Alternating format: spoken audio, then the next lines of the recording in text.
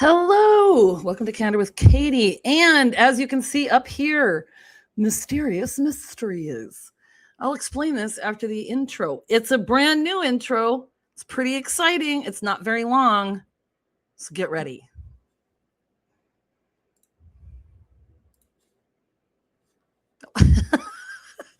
Maybe if I actually clicked on the right thing, that would help. Mysterious mysteries. With Katy.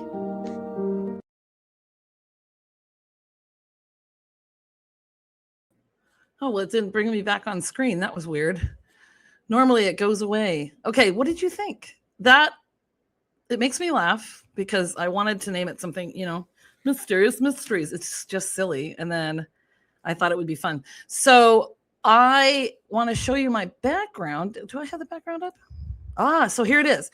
So this is what it looks like. And so every first Tuesday of the month, I'm going to do something. What did I have it on here? I was trying to remember what I said. Mysterious.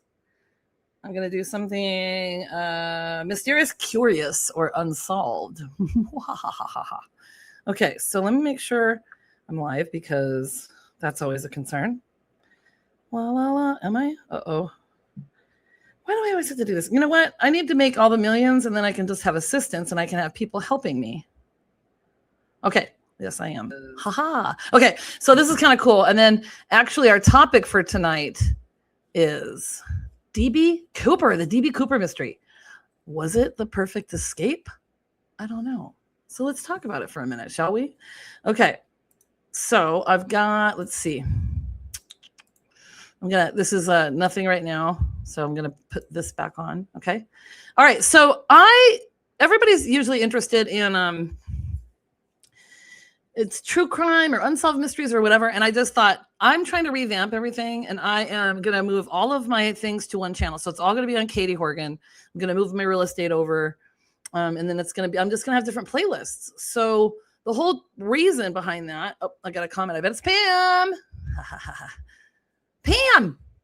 Ooh, loving the new intro and loving the idea for the first Tuesday of every month for this. So exciting. I know, right? I'm very excited about this because it'll give me better direction because, my brain is scattered. And I actually just decided to do this topic today. So it was really fun looking stuff up and figuring it out. It's not that, it just takes time, I'm sure I should be doing real estate stuff. But, this stuff is fun too. So what I'm trying to do is like all the things because the more you show who you are as a person, right, the more maybe people will see who you are. So it's like, okay, so maybe somebody's interested in mystery stuff. And then they see that I'm a realtor and they're like, hey, and maybe they have a cousin in Ohio or something, or maybe they live in Ohio and they're like, Katy Horgan sells houses. Call her. She also does these really interesting, very different podcasts. Okay, so let's get into it because tonight we're talking about the DB Cooper mystery. The perfect escape. And if you don't know about DB Cooper, I always want to say DB Sweeney, who's an actor. I'm going to tell you right now. Okay. So here we go. The DB Cooper mystery, part of my Mysterious Mysteries podcast. Okay. So a man boards a plane carrying a briefcase. A few hours later, he has 200,000, 4 parachutes, and an open staircase leading into a stormy November night. And then he jumps. There's no confirmed body, no confirmed landing site, no proven identity. More than 50 years later, we're still asking the same question. Who was DB Cooper, and did he actually get away with it? It was November 24th, 1971, the day before Thanksgiving. A quiet, middle-aged man, let me show you right here. There he is, quiet, middle-aged man, walked into the Portland, Oregon airport and paid $20 in cash for a one-way ticket to Seattle aboard Northwest Orient Flight 305. Here is the plane. Here is the actual ticket. Is that awesome or what? The name on the ticket was Dan Cooper. And here's a strange little detail right at the beginning of this. The man we all know as DB Cooper never actually called himself DB. He never called himself DB. Is that not weird? It came from a reporting mistake, and by the time the FBI corrected it, the wrong name had already traveled all over the world. Now imagine this in 1971 before social media. I mean, crazy. Or the internet, the interwebs. So witnesses describe Cooper as being in his mid-40s. I'll go back to that picture. He was around 6 feet tall. Okay. He had brown eyes, dark hair, and an olive complexion. He wore a dark business suit, a white shirt, loafers, a black raincoat, and a cheap clip-on tie, although I'm not sure they knew it was a clip-on at first. He carried an attaché case, fancy word for briefcase, sat near the back of the plane, ordered a bourbon and soda, and smoked cigarettes. Can you imagine, like, smoking cigarettes on a plane?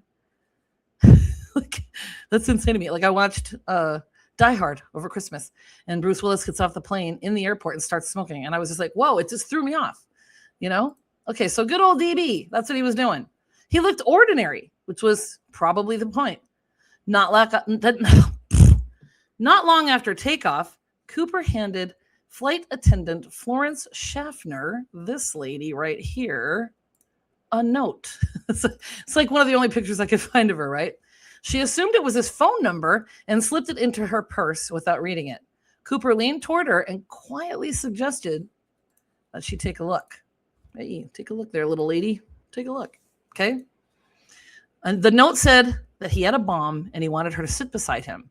When she did, Cooper opened his briefcase just enough to reveal wires, a battery, and several red-colored sticks. Whether the bomb was real or not has never been established. But in that moment, it looked real enough. And also, don't you think flight attendants are trained for this kind of stuff? So, like, they're not. I don't think a flight attendant would be the one to say, yeah, that's not real, and then not take care of it, right? And then suddenly a plane of a bunch of people blow up. So his demands were simple: $200,000 in $20 bills, 4 parachutes, and a refueling truck waiting when the plane landed in the Seattle area. So the question might be, why 4 parachutes? Here's a picture of the parachutes. Now I'll make it bigger because that's the way they look back then. Well, I don't know what they look like now because I'm telling you, I will never jump out of an airplane unless I have to. All right, so why 4? Investigators believe Cooper wanted authorities to think he might force a crew member to jump with him.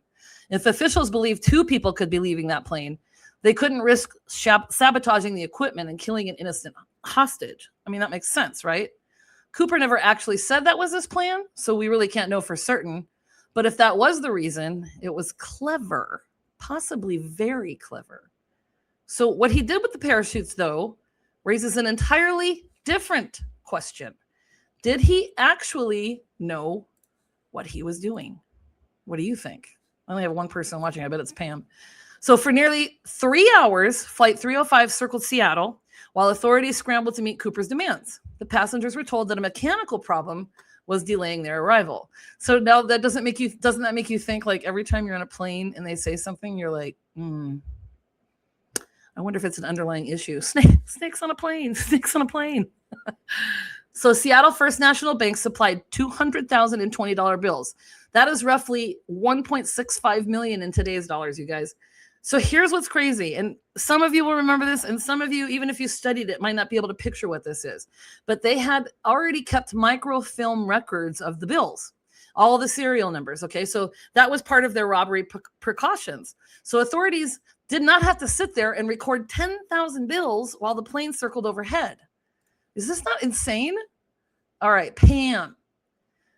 FAs back then were federal agents back then.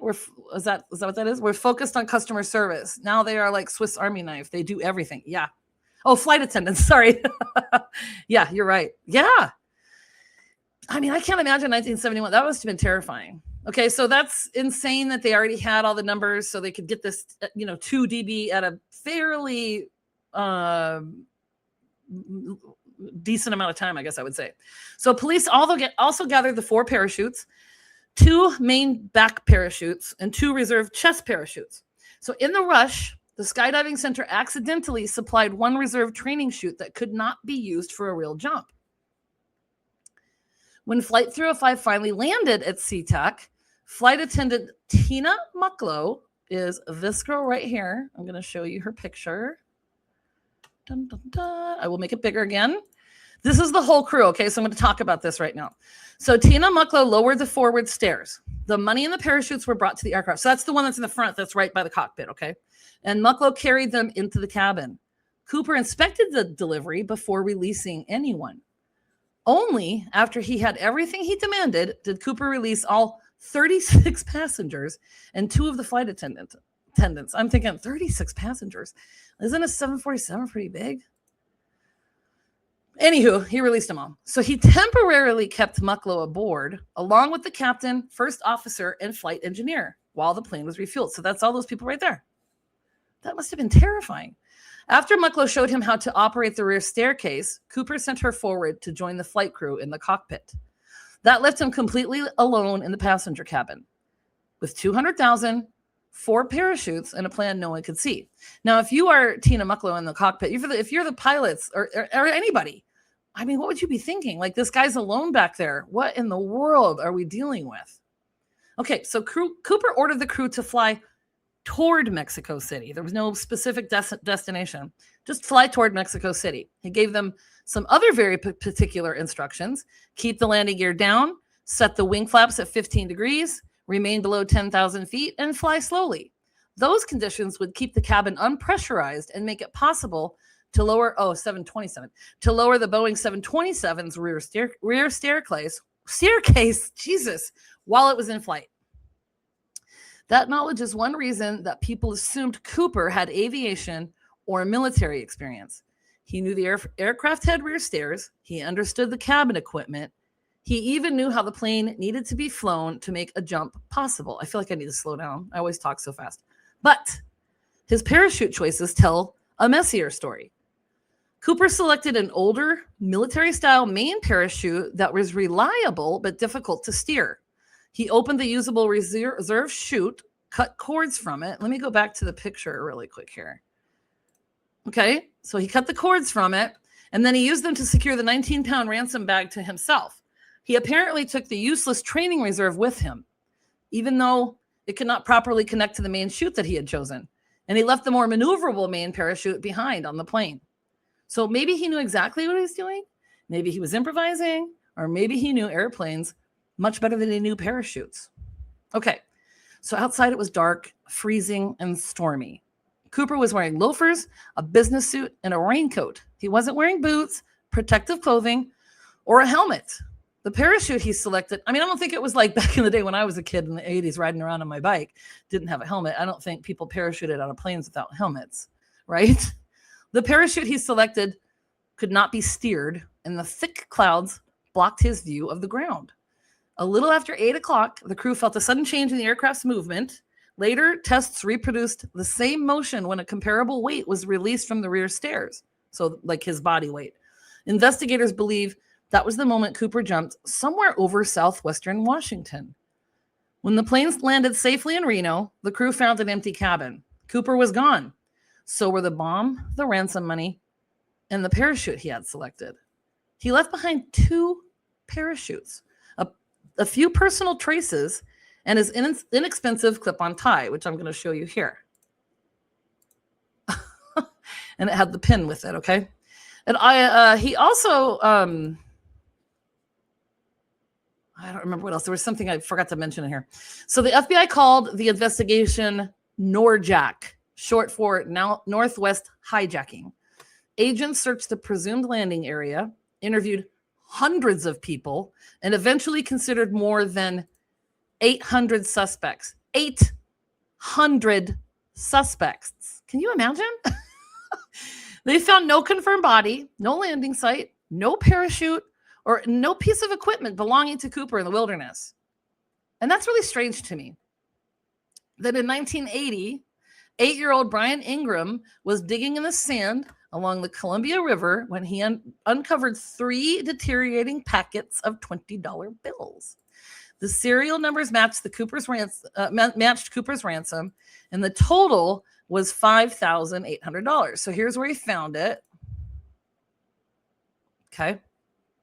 So this is where it was, the flight path, the original suspected landing zone, because that's part of the problem, and where the 5,800 was found. This is what the money looked like.